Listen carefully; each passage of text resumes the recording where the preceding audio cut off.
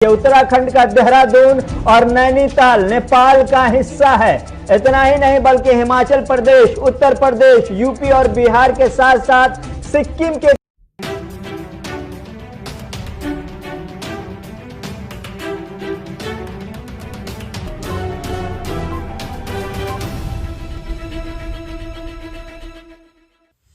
आदरणीय दर्शकवृन्द नमस्कार तथा हार्दिक स्वागत गर्न चाहन्छु।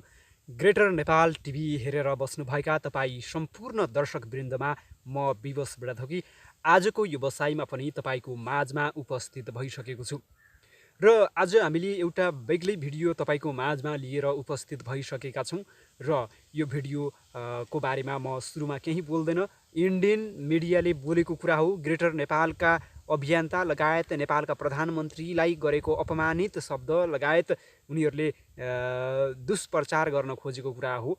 यो भिडियो हेर्नुस्, त्यसपछि बाँकी चर्चा परिचर्चा गर्नको लागि तपाईको माझमा म जरुर उपस्थित हुनेछु। म पनि हेर्दैछु है त यो भिडियो को लेकर एक बड़ी खबर इस वक्त मिल रही है कि अब नेपाल ने नई चाल चल दी है और नेपाल में केपी ओली शर्मा की सरकार ने एक नई मुहिम का आगाज किया है, जिसमें हिंदुस्तान की कई रियासतों के बड़े शहरों को अपना हिस्सा करार दिया गया है। चीन के इशारे पर चलने वाले नेपाल ने अब नया दावा कर दिया है कि उत्तराखंड का देहरादून और नैनीताल नेपाल का हिस्सा है। इतना ही नहीं बल्कि हिमाचल प्रदेश, उत्तर प्रदेश, यूपी और बिहार के साथ साथ सिक्किम के कई हिस्सों पर अपनी दावेदारी का नेपाल ने ऐलान कर दिया है।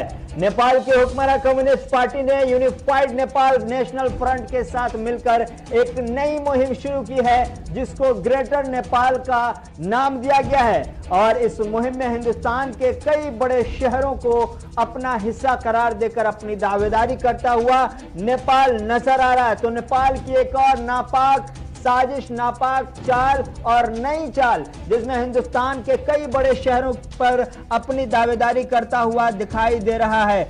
आपको बता दें कि 1816 में सुगौली एग्रीमेंट जो हुआ था हिंदुस्तान और नेपाल के दरमियान, उस एग्रीमेंट की तस्वीर को दिखा करके नेपाल के शहरियों को भरम में डालने की कोशिश कर रहा है नेपाल के केपी ओली शर्मा की सरकार की तरफ से। ये कोशिश की जा रही है नेपाल ग्रेटर नेपाल मुहिम से गैर मुल्की बाहर के मुल्कों में जो नेपाली हैं वो बहुत बड़ी तादाद में वहाँ के नौजवान जुड़े हुए हैं और इसके लिए बाकायदा तौर पर ग्रेटर नेपाल के नाम से फेसबुक का पेज बनाया गया है। ट्विटर पर भी हुक्मरां जमात की टीम एक्टिव है और सबसे खास बात यह है कि ग्रेटर नेपाल के नाम से यूट्यूब चैनल भी लॉन्च किया गया है, जिसमें पाकिस्तान के युवा भी, पाकिस्तान के नौजवान भी उस चैनल को सब्सक्राइब करके उसमें जहर उगलते हुए नजर आ रहे हैं। तो इस ग्रुप से, जो यूट्यूब पर ग्रुप बना है, पेज है, उस पेज से पाकिस्तान के नौजवान भी बड़ी तादाद में जुड़े हुए हैं, जो अपने प्रोफाइल पर परवेज मुशर्रफ, नवाज शरीफ के साथ साथ पाकिस्तानी झंडों का इस्तेमाल कर रहे हैं। तो कहीं ना कहीं चीन के इशारे पर चलने वाले नेपाल और पाकिस्तान के इशारे पर चलने वाले नेपाल ने एक और नई चाल चली है और नई चाल ये है कि हिंदुस्तान के कई बड़े शहरों में पर अपनी दावेदारी की है।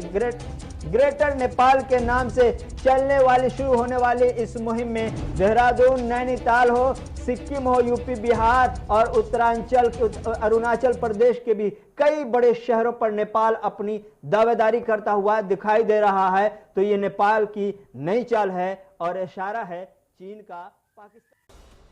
यो भारतीय मिडियाहरूले अति गरेको छ ग्रेटर नेपालको बारेमा कुप्रचार गरेको छ। नेपालका प्रधानमन्त्री केपी शर्मा ओली र यो ग्रेटर नेपाल राष्ट्रवादी मोर्चा एक भएर अगाडि बढेको भनेर भनेको छ। यो एकदमै सही हुन पनि सक्छ। हामी के अगाडि नबढ्ने, हाम्रो भूभाग हामीले क्लेम गर्नको लागि कि हामी अगाडि बढ्न नपाउने? तिमीहरूले गोवा फिर्ता लिनको लागि किन अगाडि बढेका थियौ? त्यसै गरी हामी पनि हाम्रो भूभाग फिर्ता लिनको लागि अगाडि बढ्छौँ। 1 बढ्छौँ, 2 बढ्छौँ, 3 बढ्छौँ, लेखेर राख्नु।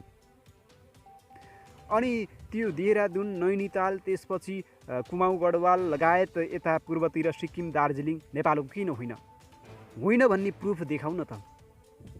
तिमीहरूसँग छ, त्यो तागत छ भने यो ग्रेटर नेपाल बन्न सक्दैन र ती भूभागहरू मेचीदेखि पूर्व र महाकालीदेखि पश्चिमसम्मका भूभागहरू नेपालका होइनन् भनेर तिमीहरूले प्रुफ देखाऊ। तिमीहरूसँग यदि प्रुफ भेटियो भने त्यो दिन म सार्वजनिक रूपमै आत्महत्या गर्छु भनेर फणिन्द्र नेपाल ग्रेटर नेपालका संयोजकले पनि भनिसक्नु भएको छ र स्वयं मैले पनि, म सामान्य व्यक्ति हुँ, मैले पनि आत्महत्या गर्छु। मट्टी तेल शरीरमा छर्केर म आत्मदाह गर्न चाहन्छु।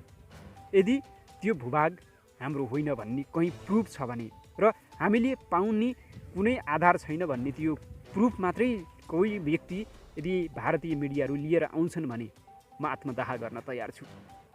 आज तिमीहरूको देश तिमीहरू स्वयंले बचाइराखेका छैनौ। तिमीहरू त यति नामर्द, यति कायर छौ कि चीन सामु कहिले लड्न सक्छौ। अस्ति हेरौँ न, अस्ति पनि त तिमीहरूको 20 जना सेना मारिएका थिए नि त।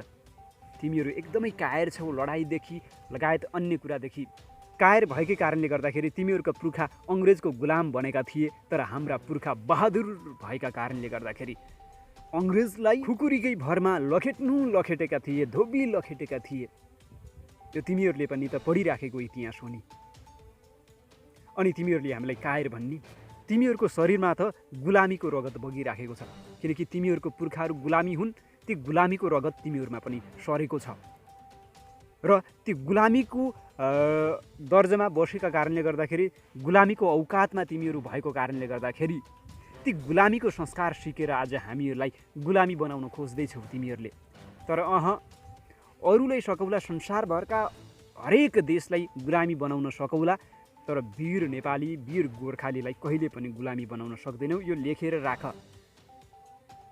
तिमीहरूसँग धेरै सैन्य शक्ति होला, म मान्छु, तिमीहरूसँग ठुला ठुला मिसाइलहरू होला, तर यदि साँच्चै युद्ध लड्ने हो भने, दम छ भने अगाडि आउनु पर्यो। जित कसको हुन्छ त्यो दिन थाहा हुनेछ। तिमीहरू कसरी पत्तासाप हुनेछौ। तिमीहरूको औकात केही पनि छैन। औकात नभएका मान्छेले नै ठुला कुरा गर्छन्। औकात हुनेहरू कुराभन्दा काम बढी गर्छन्। त्यसैले पहिला तिमीहरूले आफ्नो औकात हेर। नैतिकता पनि छैन, तिमीहरू गुलामी हौ। म बारम्बार भन्न चाहन्छु, तिमीहरू गुलामी हौ, अङ्ग्रेजको गुलामी हौ। त्योभन्दा अगाडि पनि अन्य ककसका गुलामी थियो, त्यो सबै भन्न चाहन्न। तिमीहरू स्वतन्त्र हुँदाखेरि पनि नेपालीहरूकै कारणले गर्दाखेरि स्वतन्त्र भएका थियौ। वीर नेपालीहरूले तिमीहरूलाई सपोर्ट नगरेको भए तिमीहरू स्वतन्त्र हुने थिएनौ। किन सपोर्ट गरेका थिए वीर गोर्खालीहरूले? किनकि अङ्ग्रेजलाई इन्डियाबाट पनि लखेटियो भने गुमेका हाम्रा भूभाग पनि फिर्ता हुनेछ, इन्डियाले स्वतः रूपमा फिर्ता गर्नेछ, ब्रिटिसले पनि फिर्ता गर्नेछ भनेर हाम्रा वीर पुर्खाहरूले तिमीहरूलाई सम्म सपोर्ट गरेका थिए। अङ्ग्रेज विरुद्ध आन्दोलनमा होमिएका थिए हाम्रा पुर्खाहरू। तर त्यसरी सहयोग गरेर तिमीहरू आज विशाल भारत भएर बन्यौ। तर खोइ हामीलाई हाम्रो भूभाग दिएको। सुगौली सन्धि मानिरहँदाखेरि पनि तिमीले किन लिम्पियाधुरा मिट्छौ? तिमीहरूले किन कालापानी लिपुलेकलाई मिट्छौ? लगायत देशका विभिन्न सुस्ताको 14,000 बिघा जमिन किन तिमीहरूले हडपेका छौ?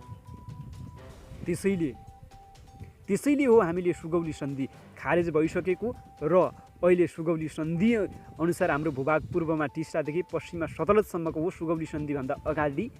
त्यसैले ती भूभागहरू हामीले फिर्ता मागिराखेका छौँ।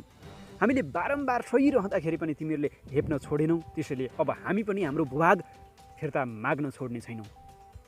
चाहे 1000 वर्ष लाग्ला, तर हाम्रो माग निरन्तर रहिरहनेछ र एक दिन अवश्य पनि सफल हुनेछ।